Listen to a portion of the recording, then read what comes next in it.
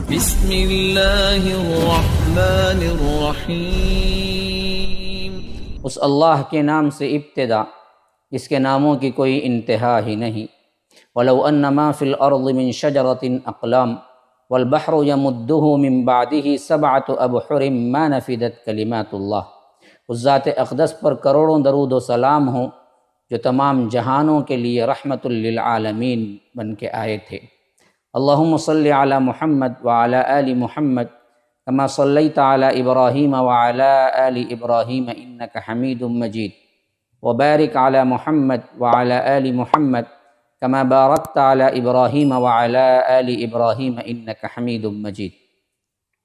برادران اسلام، واجب الاحترام بزرگوں، دوستوں، عزیز ساتھیوں، لائق احترام ماؤں اور بہنوں، صفت صلاۃ النبی، اللہ کے رسول صلی اللہ علیہ وسلم کی نماز کی کیفیت کا بیان تسلسل کے ساتھ آپ کے سامنے جاری و ساری ہے۔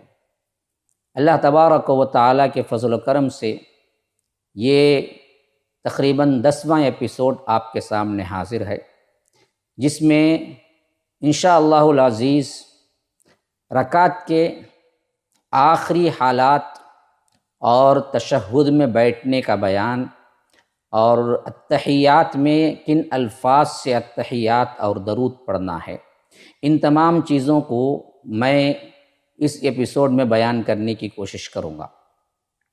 جیسا کہ عموماً معمول رہا ہے میرا کہ بعض وہ سوالات جو ضروری سمجھتا ہوں اس کا جواب دیتے ہوئے میں آپ کے سامنے درس پر کنٹینیو اور تسلسل قائم رکھتا ہوں۔ گزشتہ کئی سوالوں کا میں نے جواب دیا، لیکن شاید لوگ پہلے جو ایپیسوڈ ہیں اس کو نہیں دیکھتے ہیں، اور ایک دیکھ کر پھر وہی دوبارہ سوال کرتے ہیں جو کہ جواب دیا جا چکا ہے۔ ان تمام ناظرین سے جو کہ اس ایپیسوڈ کو دیکھیں گے یا بعد میں بھی پھر کبھی دیکھیں گے، میری ایک درخواست یہ ہے کہ یہ ایک سیریز ہے، اس واسطے ایک دیکھ کر فوراً سوال جڑ دینا اور یہ سمجھنا کہ اس کے اندر اس کی وضاحت نہیں ہوئی ہے، یہ معاملہ درست نہیں ہے۔ آپ ایک سے لے کر پورے مکمل ایپیسوڈ جب دیکھ رہے ہیں، 9 دیکھ رہے ہیں یا 10 دیکھ رہے ہیں، تو 10 تک آپ دیکھ لیجئے، آپ کے سوال کے بہت سے جوابات آپ کو اسی کے اندر مل جائیں گے، کیونکہ تسلسل کا ہے، درس کا معاملہ ہے، اس واسطے آپ کو تسلسل سے دیکھنا ہوگا۔ کوئی ایسا ناظر ہے جو کہ 10ویں میں شریک ہو رہا ہے یا 9ویں میں شریک ہو رہا ہے، تو میں اس کو مشورہ دوں گا کہ وہ پھر سے ایک سے، جو کہ وہیں پر آپ کو مل جائے گا یوٹیوب میں، تو ایک سے آپ کیا ہیں دیکھنا شروع کر دیں، تو انشاءاللہ العزیز آپ کے سوالات کا پورے کے پورے جوابات تفصیل کے ساتھ مل جائیں گے۔ جیسا کہ بار بار یہ کوشچن ہو رہا ہے پھر کہ نماز میں عورتوں اور مردوں کا کوئی فرق ہے کیا، نماز کے اندر تفریق ہے، خواتین کو الگ ہے، میں نے اس کا جواب مفصل دیا ہے، آپ اس میں دیکھ لیں۔ اور اسی طرح یہ سوال بھی بار بار ہو رہا ہے کہ رفع الیدین کرنے کے لحاظ سے بعض لوگ جو سوالات کرتے ہیں کہ اس کو حدیث سے ثابت نہیں ہے یا فلاں ہے، وہ بھی میں نے مفصل جواب دے دیا ہے، دیکھ لیجئے۔ اور بعض لوگوں نے یہ سوال کیا ہے کہ نماز کا یہ جو طریقہ بیان کر رہے ہیں، اس طریقے پر ہماری نماز نہیں ہے، اس کا بھی کیا ہے، تفصیلی طور پر میں نے بتا دیا ہے۔ ائمہ کی تقلید چھوڑ کر جو کتاب و سنت سے بات آئی ہے اس کو لے لیں۔ اسی واسطے میں نے امام البانی رحمہ اللہ کی یہ کتاب منتخب کی، جس میں انہوں نے انتہائی کوشش کی ہے کہ کتاب و سنت کے طریقے پر نماز کو مکمل طور پہ پیش کر دیں۔ ایک سوال ہے جس کا میں انشاءاللہ آج جواب دیتے ہوئے آگے بڑھوں گا، کہ پوچھا گیا ہے کہ مقتدی اور امام یہ دونوں اگر ایک ہی ہوں تو کیا پیچھے کھڑا ہوگا اور درمیان میں کھڑا ہوگا یا امام کے ساتھ کھڑا ہوگا؟ دیکھیے، کھڑے ہونے کے جو پوزیشنز ہیں یہ میں آپ کو بتلا دیتا ہوں۔ اکیلا آدمی جیسے عام انسان کھڑا ہوتا ہے ویسے، 2 آدمی برابر برابر کے نہ پیچھے نہ آگے، امام کے بالکل ساتھ میں کھڑے ہوں گے۔ 3 آدمی ہوں تو پیچھے کھڑے ہو جائیں گے، 2 آدمی ہوں اور 1 عورت ہے تو پیچھے کھڑے ہوں گے، اس کے پیچھے عورت کھڑی ہوگی۔ کوئی بھی آدمی ہی نہیں ہے، بیوی مقتدی بن رہی ہے یا کوئی بہن ماں بن رہی ہے تو اس حیثیت سے عورت ساتھ میں نہیں، پیچھے کھڑی ہوگی۔ بچے ہیں اور عورت ہے تو درمیان میں بچے کھڑے ہوں گے، اس کے پیچھے عورت کھڑی ہوگی۔ اور اسی طرح ایک صاحب نے یہ سوال کیا ہے کہ اللہم اغفر لی کہنا ہے یا رب اغفر لی کہنا ہے یا کتنی بار کہنا ہے؟ دیکھیے میں اس میں وضاحت کر چکا تھا، اللہم اغفر لی بھی کہہ سکتے ہیں، رب اغفر لی بھی کہہ سکتے ہیں، اور ایک بار سے لے کر جتنا آپ کہنا چاہتے ہیں کہہ سکتے ہیں، کہ عموماً فرض نمازوں میں 7 بار، 5 بار، 3 بار یہ معمول بنائیے، اور نوافل میں آپ جتنا وقت دینا چاہتے ہیں اتنا وقت آپ دیجئے، آپ کے لیے کیا ہے وسعت ہے۔ تو غرض کہ یہ سلسلہ انشاءاللہ چلتا رہے گا۔ اب ہم اختتامی پوزیشن میں ہیں، لیکن میں سوچتا ہوں کہ کچھ اور چیزیں جو سہو کے اعتبار سے ہمیں نہیں معلوم ہے کہ سجدہ سہو کب کرنا ہے، اور اسی طرح قاعدہ اور شروط کے اعتبار سے چند چیزیں اس میں جو ذکر نہیں ہوئی ہیں، وہ انشاءاللہ میں اور بھی 2-3 ایپیسوڈ شاید ہو جائیں گے اس کی تفصیل مکمل کرنے میں۔ لیکن آج ہم دراصل ایک رکعت کا بالکل آخری حصہ، جہاں ہم نے قیام سے شروع کیا تھا، اللہ کے فضل و کرم سے قیام کی تمام جتنے بھی کیا ہیں مسائل ہو سکتے تھے، ہم نے اس کو جمع کیا، اور اس کے مسائل کو کتاب و سنت سے آپ کو کیا ہے روشنی میں بتا دیا گیا۔ پھر اس کے بعد رکوع کرتا ہے بندہ، پھر رکوع کے بعد قومے میں کھڑا ہوتا ہے، پھر اس کے لحاظ سے قومہ اور رکوع کی تمام تفصیل آپ کو آ گئی۔ پھر قومے سے سیدھا سجدے کو جاتا ہے تو سجدے کے تمام تفاصیل آ گئی۔ پھر سجدے سے اٹھ کر بیٹھتا ہے، جسے جلسہ بین السجدتین کہتے ہیں، اس کی تفصیل بھی آ گئی۔ پھر دوسرا سجدہ کرتا ہے، اس کی تفصیل بھی آ گئی۔ پھر دوسرا سجدہ کر کے ڈائریکٹ دوسری رکعت کے لیے کھڑا نہیں ہونا، بلکہ بیٹھ کے اٹھنا، جسے جلسہ استراحت کہتے ہیں، اس کی تفصیل بھی آپ لوگوں کے پاس آ گئی۔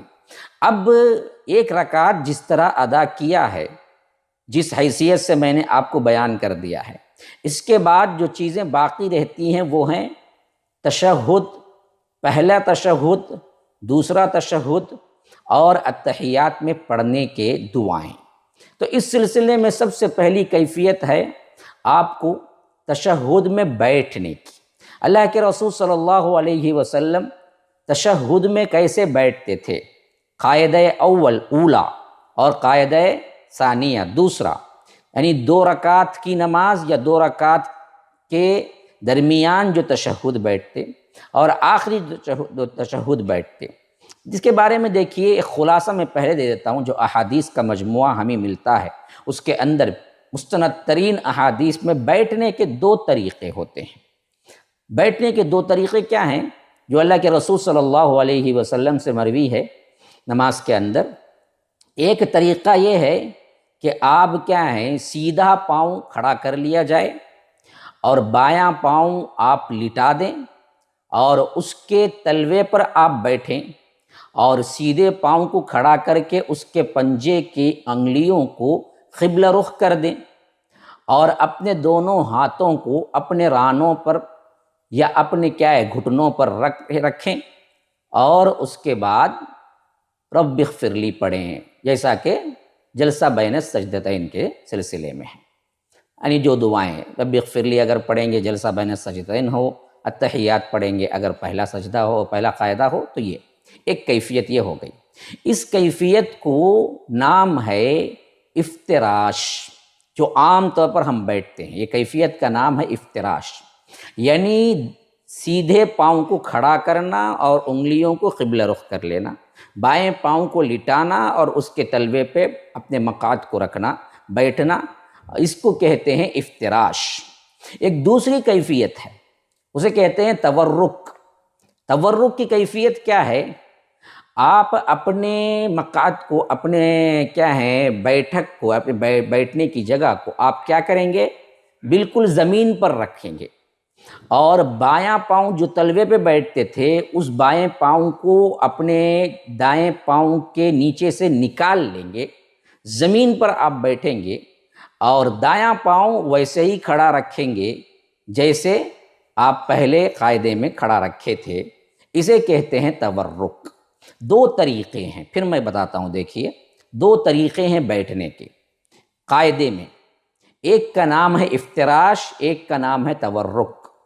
افتراش وہ ہے جو عموماً ہم کبھی بھی بیٹھتے ہیں قاعدے میں، ہر قاعدے میں ہم ایک ہی طرح بیٹھتے ہیں، عموماً غلطی یہ ہوتی ہے، تو وہ ایک جو عموماً ہم جو بیٹھتے ہیں نا اس کا نام افتراش ہے، یعنی سیدھا پاؤں کھڑا رکھنا، پنجے قبلہ رخ ہونا اور بایاں پاؤں لٹا کے اس کے تلوے پہ بیٹھ جانا، اسے کہتے ہیں افتراش، جو ہم کیا ہیں قاعدہ اولیٰ میں بھی کرتے ہیں، ثانیہ میں بھی کرتے ہیں، جب بھی بیٹھنے کا، حالانکہ ویسا نہیں ہے معاملہ، دو طریقے آئے ہیں۔ تو تورک ہم کرتے ہی نہیں۔ تورک کیا ہے؟ تورک یہ ہے کہ سیدھے پاؤں کو تو کھڑا رکھیں گے لیکن بائیں پاؤں پر جو بیٹھتے تھے بائیں پاؤں پر نہیں بیٹھیں گے، بلکہ بائیں پاؤں کو اندر سے سیدھے پاؤں کے اندر سے نکال کے باہر کر لیں گے اور آپ ڈائریکٹ زمین پہ بیٹھیں گے، اسے کہتے ہیں تورک۔ کب تورک کرنا ہے اور کب افتراش کرنا ہے؟ تو احادیث میں جو کچھ ہمیں معلوم ہوتا ہے اس حیثیت سے اللہ کے رسول صلی اللہ علیہ وسلم درمیانی پہلی جو تشہد اور قاعدہ ہوتا تھا اس میں اللہ کے رسول افتراش کرتے تھے، یعنی معمول کے مطابق وہی جو ہم بیٹھتے ہیں، پہلا سیدھا پاؤں کھڑا رکھیں گے اور بایاں پاؤں پر آپ بچھائیں گے اور اس پر اپنی سیٹ رکھیں گے۔ یہ دراصل کیا ہے؟ افتراش دوسرے قاعدے کی نہیں بلکہ پہلے قاعدے میں کرتے تھے۔ یا اسی طرح کوئی 2 رکعت کی نماز ہے تو بھی وہ آخری قاعدہ ہونے کے باوجود بھی اس میں ویسے ہی بیٹھنا چاہیے، آخری قاعدہ کوئی ہے، یعنی مثلاً فجر کی نماز ہے 2 رکعت ہی ہیں لیکن 2 رکعت دراصل کیا ہے؟ اس کا قاعدہ ایک ہی قاعدہ ہے، تو اس قاعدے کو آپ ویسے ہی بیٹھیں گے۔ لیکن تورک کب کریں گے؟ جب پاؤں نکال کر زمین پہ کب بیٹھیں گے؟ اگر دوسرا قاعدہ ہے، جیسے مغرب کا دوسرا قاعدہ ہو سکتا ہے، عشاء کا دوسرا قاعدہ بھی ہے، اور اسی طرح ظہر کا بھی کیا ہے؟ 4 رکعت والا قاعدہ ہے، اور عصر کا بھی 4 رکعت والا قاعدہ ہے۔ تو ان تمام قاعدے میں، ان تمام بیٹھنے میں اللہ کے رسول صلی اللہ علیہ وسلم کا معمول یہ تھا کہ اپنے بائیں پاؤں کو سیدھے پاؤں سے نکال لیتے تھے اور زمین پر بیٹھتے تھے اور دائیں پاؤں کو کھڑا رکھتے تھے جیسا کھڑا رکھنا ہے۔ تو یہ افتراش اور تورک ہمارے اندر آنا چاہیے، جو کہ عموماً نمازی نہیں کرتے ہیں اور عموماً معلوم بھی نہیں ہے، ان کو صرف بیٹھنے کا ایک ہی طریقہ ہے۔ تو یہ چیز صحیح احادیث سے ثابت ہے، اللہ کے رسول صلی اللہ علیہ وسلم بیٹھتے وقت افتراش اور تورک استعمال کرتے تھے۔ 4 رکعت والے یعنی دوسرے قاعدے کے لیے اللہ کے رسول تورک اس کا بیٹھک کا استعمال کرتے تھے، یعنی وہ صفت استعمال کرتے تھے، اور اسی طرح 2 رکعت والی نماز یا پہلا تشہد، اس کے لیے اللہ کے رسول صلی اللہ علیہ وسلم افتراش بیٹھتے تھے، جیسے کہ میں نے ابھی بتایا تھا۔ اچھا، اب بیٹھتے وقت دوسرا کنڈیشن جو ہے وہ ہاتھوں کا ہے۔ ہاتھوں کو کہاں رکھنا ہے، کیسے رکھنا ہے؟ تو امام البانی رحمہ اللہ اپنی کتاب میں بڑی تفصیل کے ساتھ لائے ہیں کہ ہاتھوں کو بیٹھنے کے اعتبار سے جو کیفیت آئی ہے وہ کیفیت یہ ہے کہ آپ اپنے ہاتھوں کو، سیدھے ہاتھ کو سیدھے ران پر اور بائیں ہاتھ کو بائیں ران پر رکھیں گے۔ بعض لوگ یہ کہتے ہیں کہ ران پر نہیں رکھنا فلاں، یا آ کر یوں کہتے ہیں کہ دراصل ران سے آگے نہیں بڑھنا، یہ سب چیزیں کیا ہیں؟ احادیث میں نہیں آئی ہیں۔ ران اور گھٹنوں کے اوپر آپ ہاتھ رکھ سکتے ہیں۔ اچھا، تو ہاتھ رکھنے کے بعد کیفیت کیا ہوگی؟ بایاں ہاتھ جیسے رکھے ہیں ایسے ہی ہوگا، لیکن دایاں ہاتھ کو اللہ کے رسول صلی اللہ علیہ وسلم کے بارے میں آتا ہے کہ تمام انگلیوں کو بند کر لیتے تھے، تمام انگلیوں کو بند کر لیتے تھے، اور انگوٹھے والی 7 والی جو شہادت کی انگلی ہے اس کو اللہ کے رسول صلی اللہ علیہ وسلم کھڑا رکھتے تھے، یوں انگلیوں کو بند کر لیتے تھے اور اس کے بعد شہادت والی انگلی کو کھڑا رکھتے تھے۔ دوسری بات احادیث میں جو آئی ہے وہ یہ ہے کہ آپ صلی اللہ علیہ وسلم کا معمول تھا کہ آپ شہادت کی انگلی سے اشارہ کرتے تھے، یہ سنن نسائی کی حدیث ہے۔ اور اسی طرح اللہ کے رسول صلی اللہ علیہ وسلم اس اشارے میں دوسری حدیث اور تفصیل سے آ رہی ہے کہ انگلی جو شہادت والی انگلی کے بازو والی ہے، جسے ہم بیچ کی انگلی کہتے ہیں، تو اس انگلی کو انگوٹھے کے ساتھ آپ گرہ بناتے یعنی دائرہ بناتے، تو اللہ کے رسول صلی اللہ علیہ وسلم کا کل کیفیت جو احادیث سے مل رہی ہے وہ یہ کہ ایک تو اللہ کے رسول یہ دونوں انگلیاں بند کر لیتے تھے اور بیچ کی انگلی اور انگوٹھے سے اس کو ایسا گول دائرہ بناتے تھے اور اس انگلی کو کھڑا رکھتے تھے اور اس کے بعد اس کو حرکت دیتے تھے۔ کب دیتے تھے، کہاں تک دیتے تھے؟ تو امام البانی رحمہ اللہ کہتے ہیں کہ ہمیں جو احادیث ملتی ہیں اس سے یہی معلوم ہوتا ہے کہ بیٹھنے سے لے کر آخری وقت تک اسی کنڈیشن میں رہتے تھے جس کنڈیشن پہ آپ کے اللہ کے رسول صلی اللہ علیہ وسلم کا ہمیں کیا ہے طریقہ ملتا ہے۔ ہمارے ہاں تشہد کے سلسلے میں بیٹھنے میں بڑی غلط فہمیاں پائی جاتی ہیں۔ ہم کیا کرتے ہیں، ہاتھ دونوں سیدھے ہی رکھتے ہیں اور تحیات پڑھتے ہیں، پھر اس کے بعد اشہد اللہ الہ الا اللہ کہتے وقت، شہادت کہتے وقت انگلی کو اٹھاتے ہیں اور الا اللہ کہتے وقت نیچے چھوڑ دیتے ہیں، پھر اس کے بعد ویسے ہی رکھتے ہیں کہ یہ طریقہ جو ہے وہ احادیث میں نہیں آیا ہے۔ احادیث میں جو طریقہ آیا ہے وہ کیسے ہے؟ آپ بیٹھتے ہی آپ کی کیفیت کیا ہوگی؟ سیدھے ہاتھ کو آپ دو انگلیاں مکمل بند کر لیں گے اور یہ درمیانی انگلی اور انگوٹھے کا دائرہ بنائیں گے، پھر اس کے بعد شہادت کی انگلی کو کھڑا کریں گے اور حرکت دینا شروع کریں گے، شروع سے لے کر التحیات کے پڑھنے سے لے کر آخری دعاؤں تک یہی کیفیت رہے گی۔ آپ مسلسل کیا ہے حرکت کرتے رہیں گے اور ایسے ہی رکھیں گے، بلکہ بایاں ہاتھ کی انگلیاں ویسے ہی رہیں گی، خواہ وہ تشہد درمیانی والا ہو یا تشہد آخری کا ہو۔ بیٹھنے کی یہی کنڈیشن ہے جو اللہ کے رسول صلی اللہ علیہ وسلم کی طرف سے آئی ہے۔ اب دیکھیے اس حیثیت سے شیخ البانی رحمہ اللہ کیا فرماتے ہیں کہ رسول اکرم صلی اللہ علیہ وسلم تشہد کی حالت میں اپنے بائیں ہتھیلی کو بائیں گھٹنے پر رکھتے اور اپنی دائیں ہتھیلی کے تمام انگلیوں کو بند کر لیتے اور وہ انگلی جو انگوٹھے کے ساتھ ہے اسے قبلہ رخ رکھتے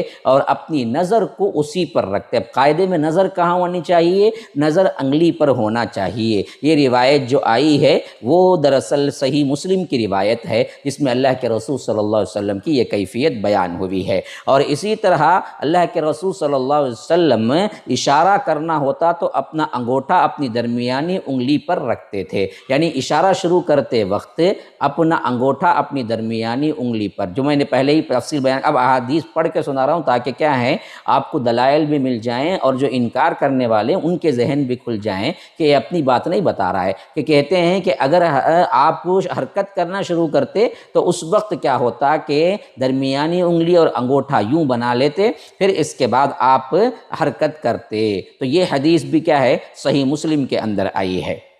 اور اسی طرح پھر فرماتے ہیں کہ انگلی کو حرکت دینے والی حدیث کا شاہد جو آئے ہیں جو وہ دراصل کیا ہے متفق علیہ، یعنی اچھے یعنی انگلی کو حرکت دینے والے جو حدیث آئی ہیں وہ صحیح سند کے ساتھ مروی احادیث ہیں، جس میں حدیث کا لفظ جو آیا ہے وہ یدعو بہا، اللہ کے رسول صلی اللہ علیہ وسلم کسی کو بلائے جیسا حرکت کرتے تھے۔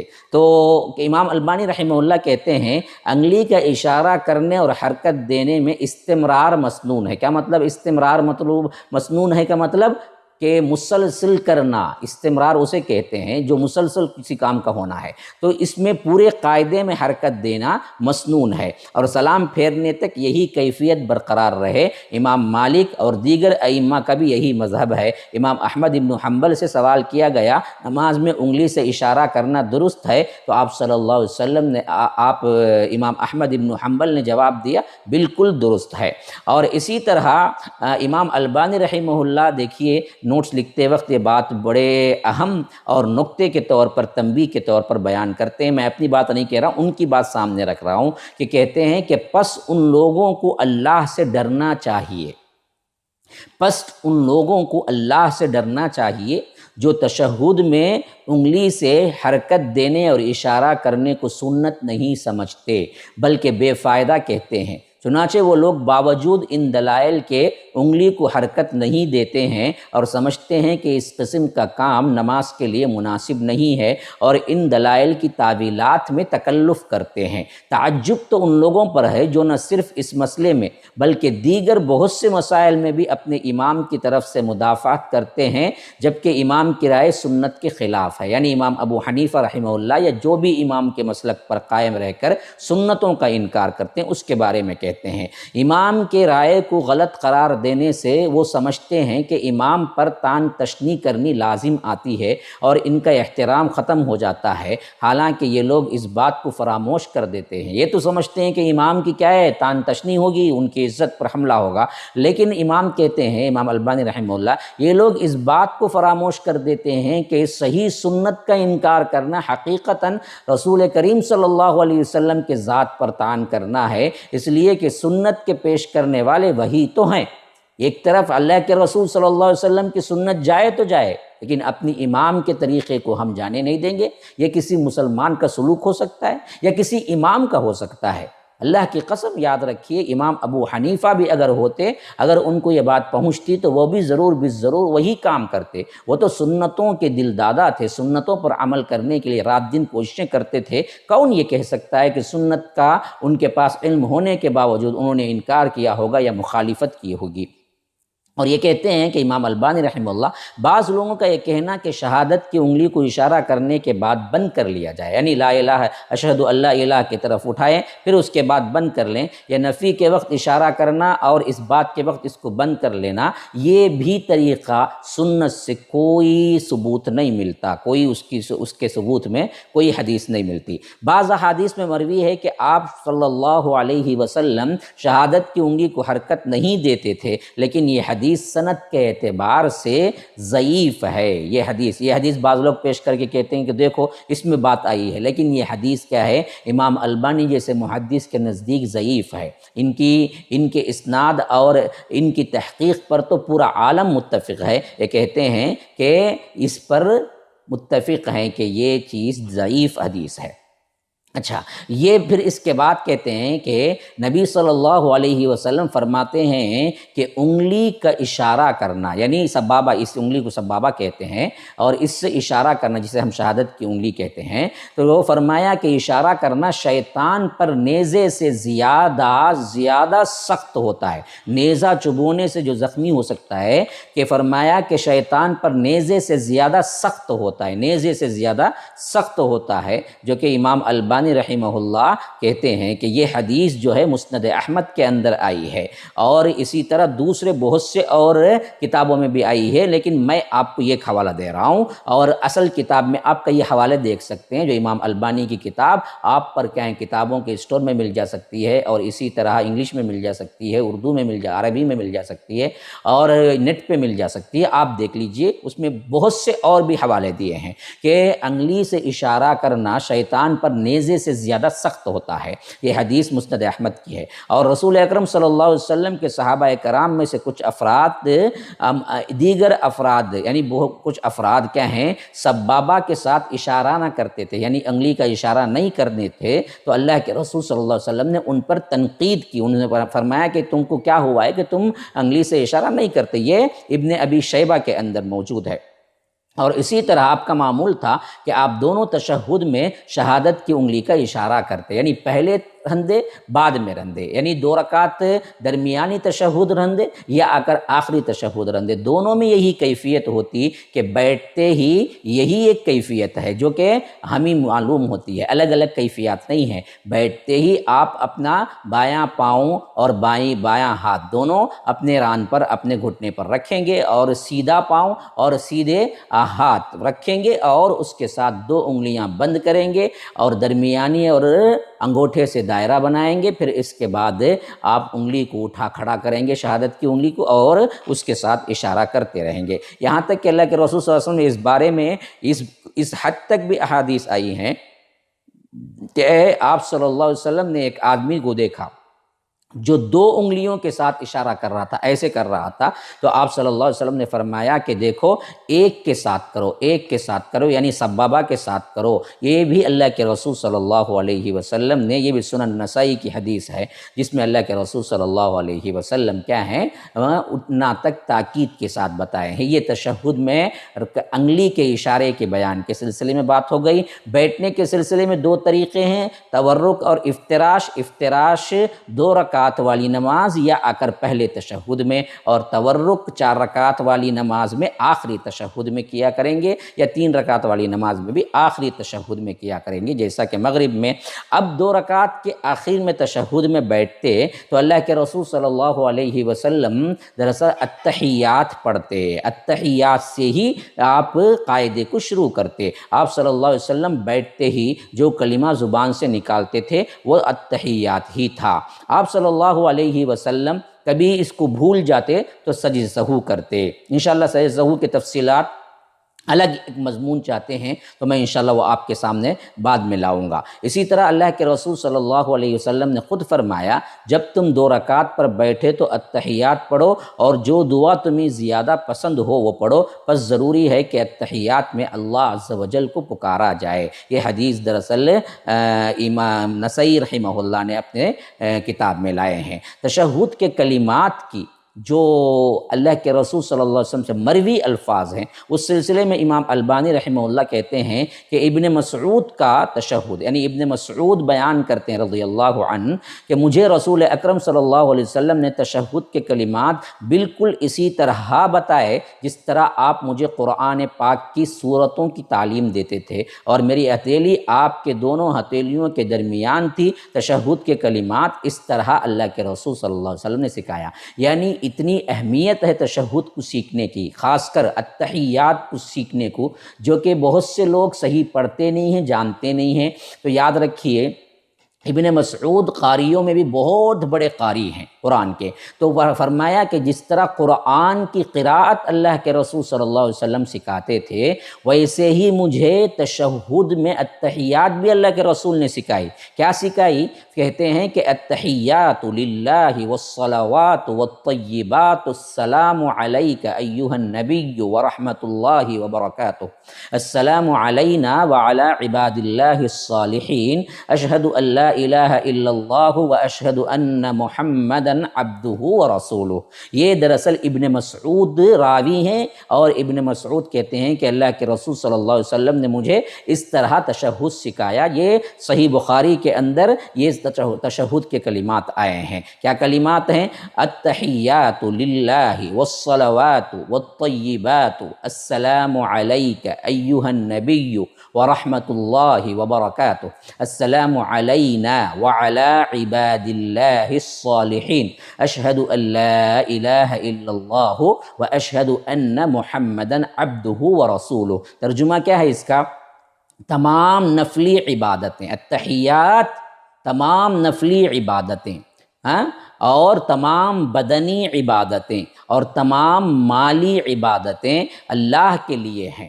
یعنی التحیات للہ والصلوات والطیبات کا معنی یہ ہے کہ تمام نفلی عبادتیں اور تمام بدنی عبادتیں اور تمام مالی عبادتیں اے اللہ تیرے ہی لیے ہیں۔ پھر اس کے بعد کہتے ہیں اے نبی آپ پر اللہ کی سلامتی ہو، اس کی رحمتیں اور برکتیں ہوں، ہم پر اللہ کے نیک بندوں پر سلام ہو۔ میں گواہی دیتا ہوں کہ اللہ کے علاوہ کوئی معبود نہیں ہے، اور میں گواہی دیتا ہوں کہ محمد صلی اللہ علیہ وسلم اس کے بندے اور اس کے رسول ہیں۔ یہ ہے التحیات کا مکمل بیان۔ انشاءاللہ آخری تشہد میں اور کیا کرنا ہے اور درود کیسے پڑھنا ہے، ان تمام کی تفاصیل میں اگلے ایپیسوڈ میں بیان کروں گا۔ تب تک کے لیے اجازت دیجیے۔ والسلام علیکم ورحمۃ اللہ وبرکاتہ۔